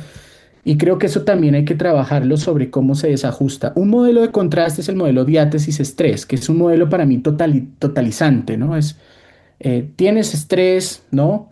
Viene trauma o viene cualquier noxa, si se quiere, y sobre un sistema que está precargado aparece el sufrimiento, ¿no? O aparecen las condiciones psiquiátricas. Este modelo es un poquito más fino y hace dialogar más cosas. Lo que llamamos diátesis, pues tiene muchos ejes. No será solamente el cerebro de una manera o la conectómica cerebral de una manera, es también cómo tu cuerpo procesa ciertas cosas, cómo están tus sistemas metabólicos, cómo están tus sistemas inflamatorios. Y el modelo estrés ya no es solo estrés o la noción de trauma, sino la noción de cómo uno va navegando o fluyendo en un contexto que a veces es más permisivo, a veces es más estresante y uno va generando como cargas que se van acumulando allí. Em, lo que dices y ya con esto termino también, que me parece muy interesante y además nos recuerdas algo que para mí es bien importante. Gran parte de las intervenciones que uno hace en psiquiatría, con lo que llamamos la terapia por la palabra o en psicología, o cualquier persona que hace psicoterapia, eh, de alguna manera evoca la posibilidad de activar las habilidades metacognitivas. La gente está narrando de formas distintas a través de una invitación a repensarse los fenómenos con otras lógicas, con otras variantes, como con otras metáforas. Y esa terapia narrativa, esa terapia por el habla, yo creo que está evocando activamente la metacognición. Por lo tanto, lo que tú nos cuentas de cómo la metacognición en tu ejercicio tiene mucho sentido, a mí me suena común y me suena muy válido y me suena muy poderoso, porque es lo que uno muchas veces toca cuando intenta tratar los pacientes con psicoterapia, que dicho sea de paso, a mí me parece muy importante en el ejercicio clínico de atender pacientes. Entonces, este elemento de que tú nos dices y me parece bien interesante de cómo llevar esto a ciertos ejes metacognitivos hace que el sistema como que se reajuste, me suena Debería sincronizar, no, se perfectamente sincroniza de una manera. posible. Me- Y ya la me- última, te prometo que ya es la última. Al revés, o sea, ¿qué pasa cuando hay una dificultad interoceptiva y eso de qué manera generaría una mala predicción en el registro? Estoy pensando en así, mira, un ejemplo bien bobo que es las personas que tienen diabetes y empiezan a perder sensibilidad y Claro, empiezan a perder como, o sea, esta capacidad de sensar lo que está pasando con ellos. ¿Eso cómo genera una modificación en estos claro. sistemas que, de los que nos hablaste? Y ya es mi última. Yo lo que te diría es que este modelo invita a pensar que ese es el sentido del daño, que no es de arriba hacia abajo, sino que por el contrario es más de los sistemas biológicos hacia arriba. Un desajuste de los sistemas biológicos hacia arriba, un desajuste de los sistemas biológicos en interacción con contextos es lo que hace que se generen predicciones erróneas. Detrás de todo esto también hay un modelo digamos, de contrapunto de teorías en filosofía de la mente, que yo la voy a resumir de forma muy básica, es los modelos que sugieren, por ejemplo, que la presencia de los síntomas mentales surgen por mentes que reflexionan mal. ¿No? Es como yo empecé a tener síntomas porque pienso mal, digamos, o porque pienso negativamente, o porque tengo creencias de mi ineficiencia o de mi ineficacia, y tengo creencias que es un poco lo que asumen los modelos canónicos de la teoría y de la terapia cognitivo-comportamental, y es que las alteraciones de la conducta o de la emoción o de los afectos surgen de pensamientos o creencias que están desajustadas, etcétera, etcétera. Y eso tiene plausibilidad en muchos casos. Frente a este otro modelo, aparecen los modelos que dicen es que las creencias y los pensamientos no son el eje primario que se altera, son esas experiencias corporales desajustadas. Es un cuerpo que no está en activo, en conexión o interaccionando con el mundo de una manera apropiada, lo que genera unos pensamientos desajustados y también unas anticipaciones desajustadas. Y en esa línea, por ejemplo, toda la línea de que ha trabajado Giovanni Pesulo, Carl Friston y otros autores con todo el modelo del Active Inference. El modelo del Active Inference dice, el gran problema es el problema de hacer inferencias activas, digamos, digamos el gran problema, bueno, Active Inference se ha hecho para todo, para entender procesos mentales no patológicos, para emprender eh, conceptos del funcionamiento de la cognición muy básica, pero también uno lo podía arrastrar a trastorno, ¿no? Y básicamente lo que sugiere es que las predicciones o las inferencias que uno hace continuamente activas están desajustadas. Pero hay un elemento central del active inference que es interesante, es que lo pueden hacer organismos biológicos muy básicos. Una ameba, por ejemplo, eh, después de habituarse a un ambiente azucarado, antes de entrar en contacto con el ambiente azucarado, ¿sí? O de glucosa, abre sus receptores, cambia su configuración biológica porque se prepara activamente para el encuentro con ese ambiente azucarado de glucosa. Y eso sugiere que organismos biológicos muy básicos hacen anticipaciones, hacen habituaciones y hacen inferencias de bajo nivel, pero inferencias para ajustarse a lo que viene. Esos modelos básicos sugieren entonces que una estructura del sufrimiento que se da en estos trastornos puede deberse a inferencias anómalas cerebrales, mentales, pero también corporales.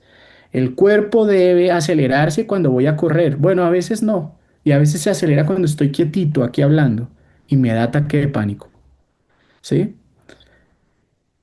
Y yo me acuerdo que a mí me formaron en psiquiatría diciéndome que lo canónico del ataque de pánico eran las ideas de muerte, las ideas de que voy a morirme, voy a perder el control, me voy a volver loco.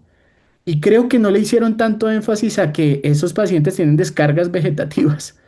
Le hicieron mucho más énfasis a los pensamientos catastróficos.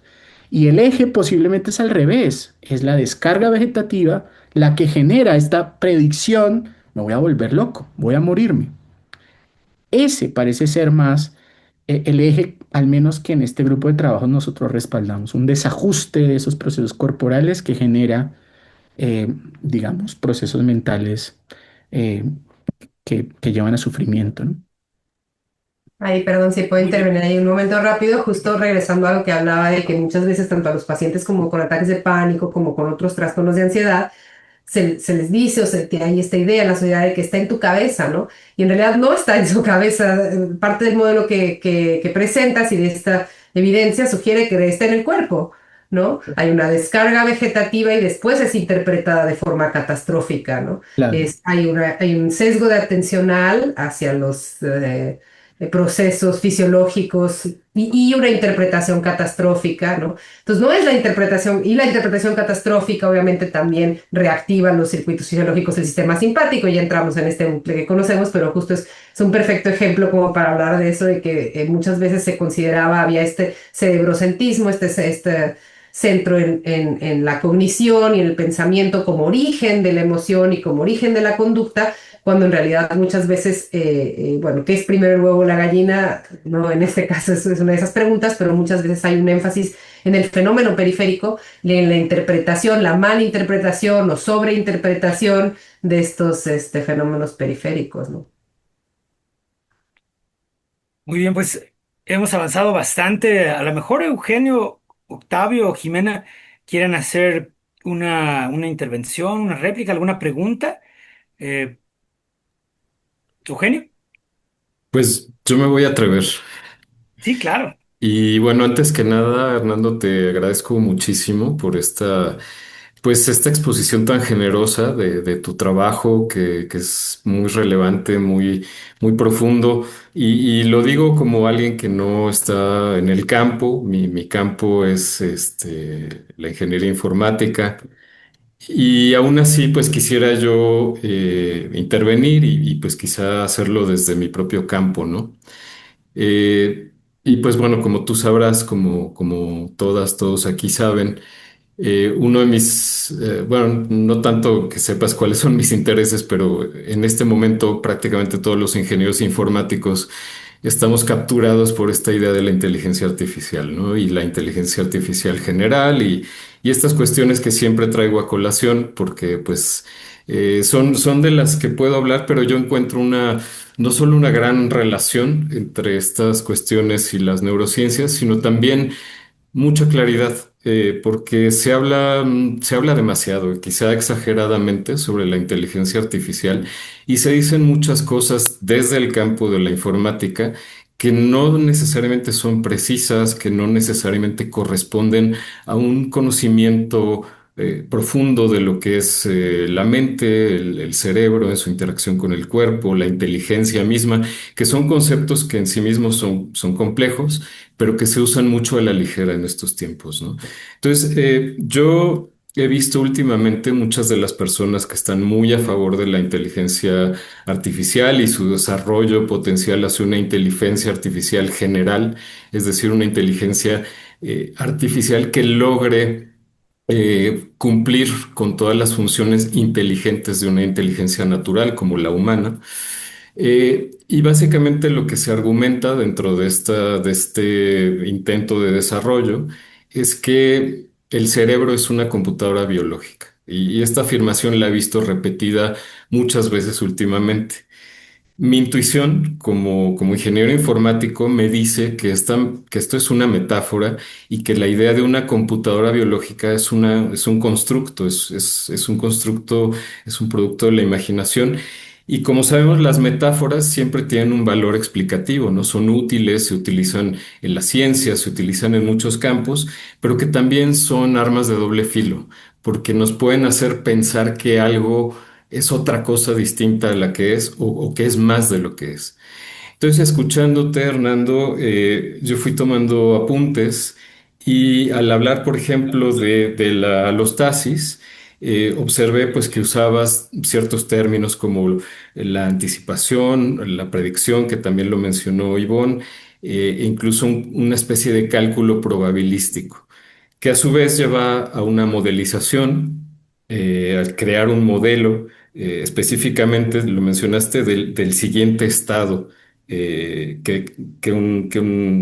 el siguiente estado funcional que el cuerpo debe de cumplir, ¿no? La modelización pues me hace pensar en los modelos computacionales, en los grandes modelos de lenguaje, en cómo modelan pues una realidad, en este caso el lenguaje u otros objetos de estudio de la inteligencia artificial, las máquinas de estado, que son elementos de la programación, pues que básicamente te llevan de un estado a otro. Aquí hay varios símiles. También se mencionó en diversos momentos la metáfora, no sé si es una metáfora o si es algo bastante literal, bastante observable de la información, ¿no? De cómo la interocepción es una especie de intercambio de información entre el cerebro y el cuerpo. Y aquí yo no sé si esta idea de información sigue de alguna forma el modelo de información de Shannon, el clásico de emisor, receptor, canal de comunicación con ruido, etcétera, etcétera, o si la información dentro de la biología se entiende de otra manera, ¿no? Pero bueno, la información es un constructo, desde mi punto de vista, que está basado en lo computacional. Y finalmente también un término que introdujo Ivonne en su intervención fue esta memoria de trabajo, ¿no? Que si yo lo pienso en los grandes modelos de lenguaje que tenemos ahora, pues hay también una memoria contextual, etcétera, etcétera. Entonces veo muchas metáforas que no sé si son metáforas o si son realmente elementos observables y que tienen una entidad propia dentro de la biología, pero básicamente, primero, la intuición que ya comentaba de que se afirma que el cerebro es una computadora biológica. Hernando, tú introdujiste esto que a mí me parece muy importante y digo, lo digo desde el punto de vista profano, pero de alguien que ha seguido un poco el trabajo de Francisco Varela, de esta idea del cerebro corporizado, de no pensarlo, como decía Jesús, como un cerebro en una cubeta, sino de pensar esta interacción intensa entre cuerpo y cerebro. Pero tú dirías, o qué opinión te merecería decir que el cerebro corporizado, o sea, esta unidad cerebro-cuerpo, es una computadora biológica? ¿Te parece una metáfora acertada o es reduccionista o hay algo que está faltando ahí o algo que está sobrando? No lo sé. Es una pregunta un poco periférica a lo que se trató esta noche, pero a mí me interesa muchísimo conocer tu punto de vista y gracias. Eugenio, muchas gracias. También muy contento de poder charlar contigo y conociendo todo tu trabajo en medios digitales. Me parece una conversación muy relevante. Casi que te diría que si quitamos los términos biológicos acá, creo que gran parte de los conceptos pueden hacerte sentido, conociendo también lo que nos comentas y nos compartes de tu trabajo y tus intereses por estas inteligencias artificiales y estos lenguajes, ¿no? Uno podría aplicar nociones de alostasis a lo que hace IA, ¿cierto? Uno podría asumir que ciertas IAs pueden generar anticipaciones, generar modelos, generar predicciones, estar ajustadas por cierto feedback que le da un individuo. Y de alguna manera algunos de estos conceptos podrían reproducirse en lo que son estos Large Language Models que están por debajo de lo que denominamos inteligencias artificiales y los nuevos modelos de ellas. Entonces me hace mucho sentido y me parece muy interesante poder hablar contigo y poder tener como ahí un espacio de cómo trasladamos estos conceptos biológicos a entender este tipo digamos, de dispositivos que inundan nuestra experiencia actualmente. Lo primero que te diría es que yo creo que en general voy a ver si puedo hacer esto, a ver si me sale, que es un ejercicio que a mí me ha servido un poquito para pensar este tipo de metáforas, porque tú nos invitas a pensar en metáforas. Y es cuando uno piensa qué hacen los planetas, los que saben de física, dicen que los planetas tienen unas fuerzas que los llevan a comportarse como unos cuerpos, digamos que tienen unas lógicas físicas muy complejas y aparecen unas teorías muy complejas para explicar, por ejemplo, cómo los astros se mueven en el universo, cómo el universo se expande, cómo operan las fuerzas que están detrás de los agujeros negros. Y lo que uno ve que hacemos para entender lo que hacen los planetas es un montón de cálculos, un montón de metáforas, un montón de metáforas. Entonces, la teoría de la relatividad es una metáfora de una cosa súper compleja que aparece allá en el universo. Bueno, dicho esto, uno podría pensar esto de esta forma y es, ¿qué tanto sabe física Saturno? ¿Qué tanto sabe de ecuaciones Plutón? ¿Qué tanto sabe de matemáticas un agujero negro? Y lo digo porque lo que está detrás de esto es la pregunta para mí de las metáforas. En principio, los planetas seguramente no saben matemáticas, tienen unas fuerzas, ¿no? Tienen unas dinámicas. Las matemáticas son modelos, son formas de interpretar lo que hacen esos cuerpos físicos. Eh, y los modelos son formas y son narrativas, ¿cierto? Siguiendo ciertos lenguajes para interpretar y para atrapar un fenómeno, en este caso un fenómeno físico. Bueno, yo creo que lo mismo puede aplicarse a cómo funcionan los cuerpos biológicos. Eh, Hace mucho tiempo y todavía se usan las metáforas como que el cerebro es como un computador. Yo creo que son insuficientes. También creo como tú que tienen poder explicativo las metáforas, pero esa en particular me parece que se ha quedado corta. Y ahora tenemos otras. El cerebro bayesiano, el cerebro predictivo, el cerebro probabilístico, decimos, ¿no? Asumimos que... Entonces, claro, yo no creo que el cerebro haga predicciones, digamos así, como la fórmula matemática de las predicciones dice. Yo no creo que el cerebro sepa Bayes, ¿sabes? Pero hace algo o se está implicado en algo que cuando lo traducimos en estos lenguajes parece haber una cierta coincidencia. Uno también podría apelar a propósito de los modelos de información, de qué tanto los modelos bayesianos explican una conducta cerebral o un output conductual. Y yo creo que desde el punto de vista estadístico no es cercano al 100%, es un porcentaje. Un modelo bayesiano que diga que más o menos explica el 40-50% de una conducta o de una acción cerebral o de un comportamiento cerebral y es buenísimo, pero tiene esa dimensión explicativa, ¿sí? Tiene una dimensión explicativa parcial. Entonces yo no creo, o sea, dentro lo que hay son procesos químicos, eléctricos, sincronías, desincronías, que en interacción con eh, ahí no me quiero meter el problema de la información porque es un problema complejo, pero yo sí creo que hay una especie de diálogo biológico entre sistemas corporales y estos procesos químicos, eléctricos que hay a nivel cerebral. Yo creo que ahí hay sincronías, desincronías, hay acoples, etcétera. Este, y creo entonces que los cerebros no están jugando matemáticas, los cerebros no están jugando a hacer predicciones. Los cerebros se van acoplando a los mundos, a los contextos también que van surgiendo. Entonces, metáforas que apelen a eso me parecen mejores. Las metáforas que me parecerían a mí más interesantes son las metáforas, por ejemplo, que no atribuyan todo O sea, entonces, dicho esto, cuando uno entiende más o menos qué hacen los cerebros, entonces uno entiende que tienen un rol en eso que llamamos lo mental. Eso que las experiencias mentales son como, me parece a mí una categoría incluso más compleja, no quiero sonar dualista, pero lo mental es como más complejo, me parece, es como de una naturaleza mucho más compleja. Lo cerebral está implicado ahí, seguramente, mucho, posiblemente más que el páncreas, pero el páncreas también. El páncreas tiene un rol, ¿sabes? Este, entonces, yo creo eso, ¿no?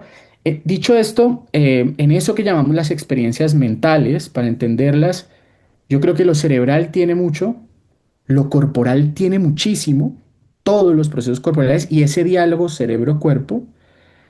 Creo que tiene mucho los diálogos entre cerebros, si se quiere, o también esta noción de cómo uno aprende por el otro, esta noción de la intersubjetividad. Yo creo que eso que llamamos una experiencia mental, me siento contento porque es la tarde, estamos en primavera y está cayendo el sol en la tarde y yo tengo una sensación o una experiencia de placer, de bienestar, de motivación, no sé, puedo tener experiencias emotivas muy complejas y esas experiencias emotivas dependen en parte de lo cerebral, dependen en parte de lo corporal, dependen de esos diálogos cerebro-cuerpo y creo yo dependen de los contextos, dependen de esa primavera también, dependen de la luz de la primavera, dependen de dónde estoy, dependen también de un montón de cosas. Entonces, si vamos a usar metáforas, deberían dar cuenta de esa complejidad. Yo creo que las metáforas del cerebro del computador a lo cerebral adolecen para mí de dos cosas. Uno es que no, los computadores no tienen experiencias subjetivas, para mí esa es la más importante. Por lo tanto, no tendrían conciencia en todo el sentido y experiencias subjetivas en el sentido canónico de tener una experiencia del sabor del café, de la lógica esa clásica de los qualia, de qué siento cuando veo el color de la tarde en primavera y cómo es distinto y la sensación es distinta cuando es el color de la tarde en otoño, o el sabor de esto, o el olor de esto, esas experiencias subjetivas que creo yo que son muy importantes para el significado individual, los computadores no la han logrado reproducir. Si el ChatGPT 1522 logra generar un modelo que reproduzca experiencias subjetivas, ahí habría algo interesante en este diálogo que tú nos propones, Eugenio.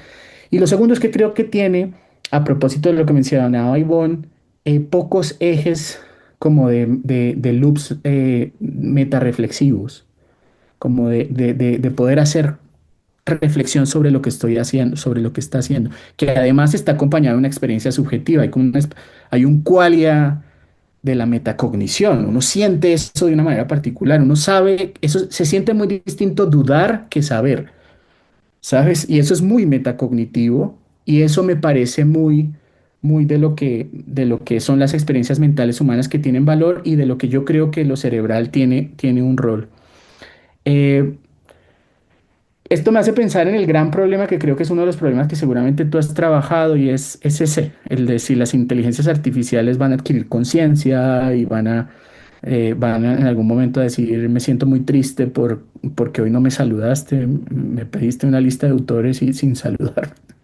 Este, y yo creo que imaginándonos que esas inteligencias adquieren conciencia, necesitan de unos supuestos. Esto no lo digo yo, hay un montón de gente trabajando en eso. Una de las profesoras que he visto que más trabajan en esto, Ana Cianuca y otros profesores han trabajado en esto, criticando la noción de la conciencia en estos dispositivos que son incorpóreos, que no tienen cuerpo, ¿no? Y que no tienen cuerpo conectados con contextos, que los contextos son informaciones, más no vivencias reales de estar en un espacio con lo que hay allí, con todo lo que las vivencias que los espacios pueden generar.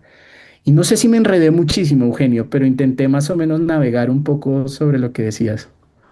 No, fantástico. Muchísimas gracias, Hernando. Gracias a ti. Ok. Creo que Jimena tiene algún... levantaste la mano, ¿verdad, Jimena? Sí, sí, levante la mano. ¿Cómo están? Adelante, por favor. Jimena, Mucho gusto, Hernando. gusto, Jimena. Bueno, ya sé que ya estamos hacia el final, así que voy a ser cortita con mis preguntas, pero, o sea, como que lo que no me queda tan claro de esto que nos planteas es un poquito el salto, ¿no? O sea, estamos hablando de inflamación, de cambios fisiológicos, ¿no? De hiperosmolaridad, y de pronto pasamos todos los niveles de descripción, todos los niveles de organización. Y tenemos, pues, que me duele la cabeza, de que tengo ganas de una cerveza, ¿no? Entonces, un poco cómo logramos, o sea, como, porque cada nivel de organización, pues, tiene sus propias formas de estar en el mundo, de funcionar, ¿no? Entonces, o sea, porque eso es un gran problema, por ejemplo, en perspectivas como la enactivista, ¿no? O sea, que si tú quieres plantear una continuidad de la vida y la mente, empiezas por una célula y de la célula, pues te brincas a la sociedad. Pero entonces ahí hay un problema, ¿no? Porque pues la manera en que funciona la célula es muy distinta a la manera que funciona una sociedad, ¿no? Y aunque, no sé, la autopoiesis ha querido llevar al rollo organizacional, comunitario, pues siempre tiene problemas. Es un poco en ese sentido, o sea, ¿cómo sería una cadena causal, ¿no? ¿Cómo estaríamos como planteando ese salto? Que además, o sea, tú hablas como de esta dimensión explicativa que tiene el cerebro bayesiano, probabilístico.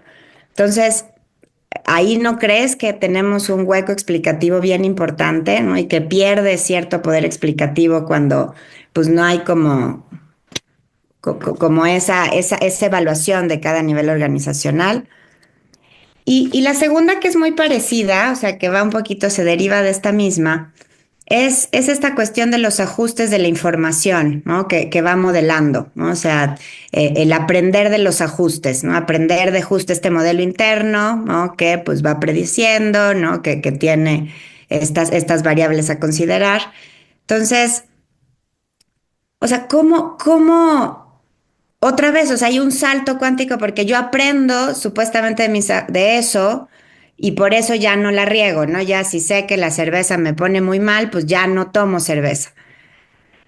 Pero entonces, no entiendo por un lado cómo aprendes de esos ajustes, o sea, porque volvemos como un modelo muy simple, ¿no? O sea, donde pues sería como reducirlo a una cadena causal súper cortita, ¿no? O sea, se pierde, siento como toda la complejidad y, y dónde están otra vez todos esos niveles de organización, porque yo pensaría que para que esto funcione, en términos de la vida, en términos más organizacionales, más sistémicos, tendría que haber algo así como ese aprender de los ajustes a nivel del músculo, a nivel del corazón, a nivel o sea, como, y quizás muchos de esos niveles no son neuronales. Entonces, también como que siento que el modelo bayesiano sigue siendo muy neuronal, ¿no? Entonces, no sé. Y ya como nada más para seguir en la metáfora, eh, o sea, como que si nos comprometemos genuinamente con una noción más viva de estos sistemas que nos hacen aprender y cognizar, también teníamos que hablar de un feedback que es más circular. Entonces, la microbiota también tendría un lugar, por ejemplo, en ese aprendizaje o en esos ajustes, ¿no? O sea, como que tendría que ser también como de regreso. Entonces, un poco resonando con los comentarios que hacía Fernanda al principio, o sea, para aprender interoceptivamente, como para entrenar nuestra interocepción, que pues obviamente creo que es más fácil entrenarla a nivel metacognitivo, pero si nos comprometemos con esta distinción que tú haces de estas tres formas, y si creemos que todos estos niveles de organización están vinculados, entonces el que yo aprenda metacognitivamente también tendrá una repercusión al nivel más sensorial, ¿no? Más sensible, más que queda bajo el umbral de la conciencia. Entonces, y en ese nivel, pues también tendríamos que darle agencia a la microbiota, por ejemplo. ¿No? O sea, como que también la microbiota tendría que estar aprendiendo con nosotros. Entonces, no sé, o sea, como que siento que eso siempre me pasa a mí con el Predictive Brain, porque siento que agarra como, sigue siendo súper funcionalista, pero agarra cosas pues de presupuestos más de organísmicos y vivos, pero pues luego se regresa al funcionalismo. Entonces, como que, y siento que tú sí tienes esta tendencia más, pues no sé, más en activista, más encarnada. Entonces, me gustaría saber qué opinas. Gracias, Hernando. No, a ti, Jimena. ¿Tú eres filósofa? Un poquito. Sí, las preguntas son muy difíciles con tono filosófico. Muchas gracias por tus preguntas, las considero muy difíciles, te anticipo. Pero creo que tienes toda la razón. A ver, entonces, para decir, digo esto también para defenderme porque creo que no tengo las respuestas. Y creo que las preguntas que tú me haces de fondo plantean los debates del poder explicativo de algunos modelos, ¿sí? El poder explicativo, por ejemplo, del enactivismo. Mencionas la autopoiesis y algunos principios, digamos, de estos básicos que Varela planteó inicialmente sugieren, por ejemplo, la noción del cierre operacional, ¿no? De cómo un sistema tiene un cierre también y no un sistema biológico no puede transformarse en otro, digamos, y no puede cambiar. Y yo creo que aquí uno de los elementos también lo menciono, Jimena, por esto, porque a veces intentamos rastrear del proceso microbiota la idea de eh, no voy a tomar cerveza, en el ejemplo que dices, ¿no?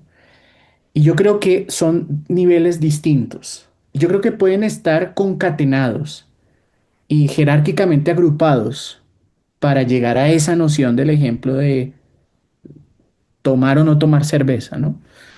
Eh, pero los cierres operacionales y de la complejidad biológica de cada uno de los niveles restan poder explicativo para una noción mentalista que es una noción muy compleja. No, por ejemplo, yo ni siquiera te digo la acción de tomar o no tomar cerveza, sino te digo una cosa más compleja, el deseo de tomar cerveza o la sensación de que la cerveza me está haciendo daño, como unas sensaciones psicológicas que son de una naturaleza aún más difícil de atrapar, porque incluso si nos pusiéramos conductistas, yo podría rastrear de pronto nivel por nivel asumiendo los cierres operacionales o las restricciones que cada nivel tiene, es decir, la microbiota explica cosas de microbiota y el funcionamiento del músculo explica cosas de funcionamiento del músculo y de ahí podría rastrear cómo una persona corre o no corre. Ahí sería un modelo incluso más sencillo, aunque complejo, pero cuando hablamos de categorías mentales, deseos, intuiciones afectivas, eh, imaginarios o cosas de orden mental de esas características, es aún más difícil de atrapar. Entonces estoy de acuerdo contigo que estos modelos en activo, si bien pueden tener una buena intención, a veces carecen de poder explicativo y sobre todo de poder explicativo entre niveles. Yo creo que el cerebro en estos modelos tiene una utilidad importante en, de alguna manera, que algunas aproximaciones lo mencionan, de cómo, a propósito de George Northrop, que lo mencionó Jesús al principio, que es uno de los autores del paper, que ha trabajado mucho en dinámicas espaciotemporales que están por detrás de procesos mentales y él las rastrea en cerebros, ¿sí? Eh, de cómo la cantidad de procesos biológicos en cada nivel micro o más meso o más macro se van integrando a nivel cerebral, al parecer, en dinámicas espaciotemporales particulares. Dicho esto, podríamos decir, por ejemplo, que el latido cardíaco tiene acompañado una función cerebral, algo que ocurre en el cerebro con una dinámica específica espaciotemporal, un ritmo en lugares específicos. Pero que una cosa tan compleja como imaginar qué voy a hacer mañana está acoplado a una dinámica espaciotemporal más compleja, ¿sí? George Northoff tiene esta lógica de, por ejemplo, cómo las dinámicas espaciotemporales de altísima complejidad están asociadas a cognición y requieren como muchos ejes de trabajo al tiempo. Esto es un modelo, hay algunas aproximaciones experimentales. ¿Qué es lo que te quisiera decir con esto, Jimena? A ver si te hace sentido. Y es, evidentemente, uno tiene que respetar los cierres biológicos y las restricciones que cada nivel biológico tiene o cada nivel de la explicación tiene.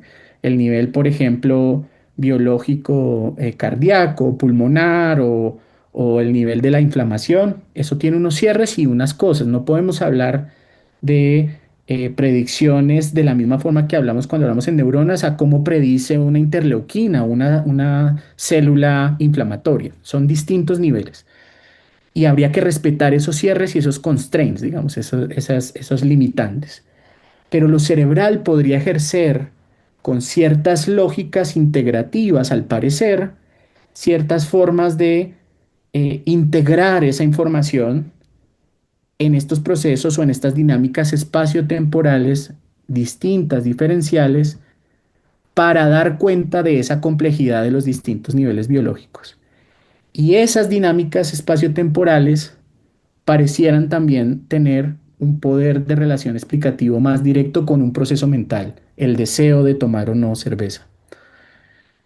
A mí me parece eso un reduccionismo, eso acepto ese problema, pero es una forma que se ha asumido para trabajar en esto. Debe haber muchas otras que yo desconozco, Jimena, si te soy sincero. Pero me parece que asumir modelos integrativos jerárquicos es una forma de entender cómo es que se hacen dialogar tantas capas de información para llegar a una acción o para llegar a un pensamiento, digamos. Diría eso. Eh, no sé, se me olvida otra parte de tu pregunta, pero más o menos yo lo veo así. Em, Creo que este modelo, yo lo reconozco, es un modelo todavía que le faltan matices y que no es un modelo del todo cerrado por cuanto no puede explicar las excepciones también. Un poco lo que hablábamos, puede funcionar la sobrecarga alostática para explicar por qué uno tiene taquicardia en el momento inapropiado, pero no del todo para explicar cómo es que funciona un ritmo cardíaco más normal en los momentos en que debe estar más normal. Y por eso el modelo todavía es incompleto y en formación, diría yo. Pero eso es lo que se me ocurre para responderte. Ahora, Ok, muchas gracias, Hernando. Muy bien, pues si no hay otra intervención, a lo mejor ya podemos perfilarnos a cerrar la sesión. Yo creo que pues nos has dado conceptos de gran riqueza, Hernando, todas y todos, ¿no? Hemos tocado muchos de los puntos que nos interesan a lo largo de diferentes debates. Y en lo personal, yo me quedo con la idea de que el modelo que nos presentas, ¿no? Tu propuesta de investigación tiene un valor para integrar, digamos, conceptos que vienen de niveles muy distintos, ¿no? Que es este problema de explicación entre niveles al que se refería ahora Jimena. El modelo alostático e interoceptivo ayuda a entender cómo se relacionan causalmente procesos fisiológicos subpersonales, por una parte, por otra parte, experiencias y comportamientos que están, digamos, en el nivel de lo personal, pero también el nivel digamos, de lo macro, ¿no? Porque tú nos planteas el exposoma, nos hablas de la contaminación. En otros artículos nos has hablado sobre, pues, la epidemiología de las enfermedades psiquiátricas y neurológicas en América Latina. Has estudiado muy en particular el contexto latinoamericano, ¿no? Entonces, el nivel de lo macro, el nivel de lo personal y el nivel de los procesos fisiológicos subpersonales, tu modelo nos ayuda a entender cómo se relacionan causalmente. Y yo estoy totalmente de acuerdo con lo que planteaba Jimena, ¿no? En el sentido de que hay muchas brechas explicativas, ¿no? Pero eso no quiere decir que no haya interacciones causales, ¿no? Porque, por ejemplo, uno tiene a lo mejor un virus, ¿no? Este virus produce qué sé yo, inflamación y entonces a lo mejor utilizas un medicamento que alivia la inflamación y eso te quita el malestar, ¿no? Entonces, las interacciones causales se comprueban experimentalmente y creo que lo que nos falta es la capacidad para explicar cómo pasamos de un nivel al otro, ¿no? Pero no porque no haya interacciones causales, sino porque más bien nos falta la capacidad heurística, conceptual, los modelos científicos o filosóficos para explicarlo. Y yo creo que tu modelo nos ayuda a aproximarnos un poquito a eso, ¿no? Esa sería una de las virtudes que yo le veo. La otra virtud que yo le veo es que tú planteas una continuidad hasta cierto punto que va de la enfermedad de Alzheimer y la demencia frontotemporal a la ansiedad y la depresión. Digamos que el estrés y la respuesta del organismo, que sería la alostasis, pues sería, digamos que lo que nos ayuda ahí a entender esa continuidad, ¿no? Así que por eso no pudiera haber discontinuidades, porque pueden haber discontinuidades. Y ya Ivonne, por ejemplo, apuntaba a esta posibilidad del aprendizaje permanente en algunos padecimientos psiquiátricos, y tú mismo también lo mencionaste, ¿no? Como eso podría llevar a periodos de transición con recuperaciones completas, transitorias o permanentes, ¿no? Cosa que a lo mejor no veríamos en la enfermedad de Alzheimer.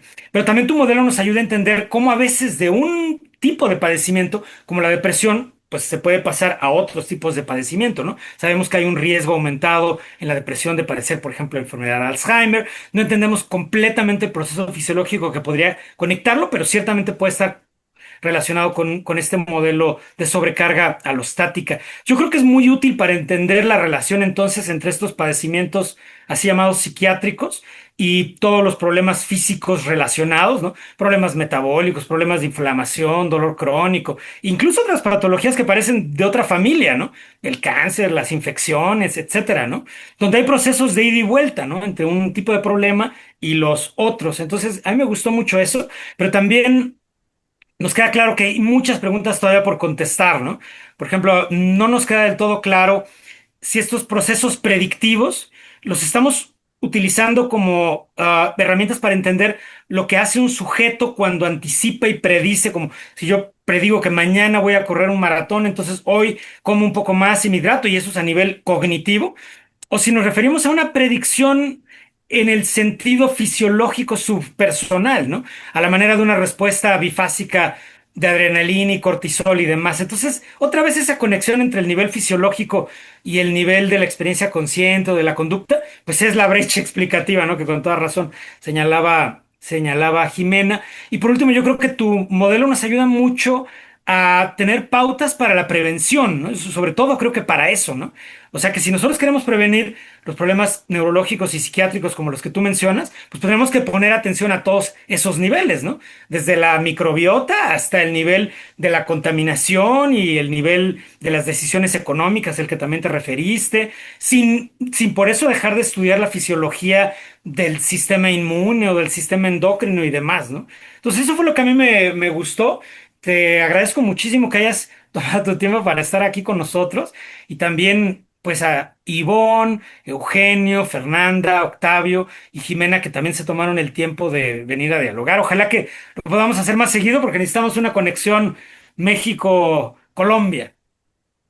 Muchas gracias, Jesús. Yo muy contento con todas sus preguntas, eh, sus contrapreguntas. Me llevo mucho la importancia de estos diálogos interdisciplinarios, eh, y me llevó mucho como muchas ideas sobre cómo hacer dialogar mejor los saberes que vienen de cada disciplina, ¿no? A propósito de lo que decías de los exposomas y de esos estudios en los que hemos trabajado, que ya nos ponemos un poquito más drásticos de, por ejemplo, analizar cómo la inequidad estructural de un país, el índice Gini que mide la desigualdad de un país, tiene que ver con estas experiencias psicológicas o con los niveles cerebrales, a propósito de lo que Jimena decía de cómo hacer, eh, eh, cómo trasladar la información de nivel a nivel que permita generar modelos causales o modelos explicativos, y tú hablas como del explanatory gap que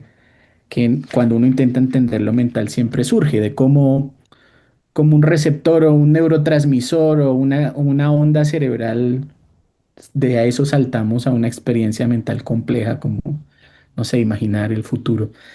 y esa brecha explicativa siempre está allí, pero me quedo un poco con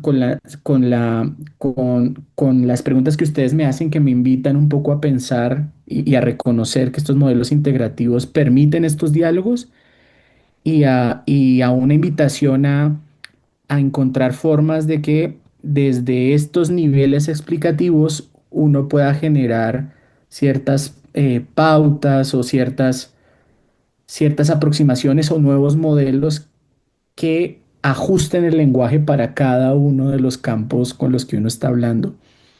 Entonces, pues muchas gracias también por inspirar estas preguntas, por escucharme y bueno, me siento muy honrado de estar aquí. Muchas gracias.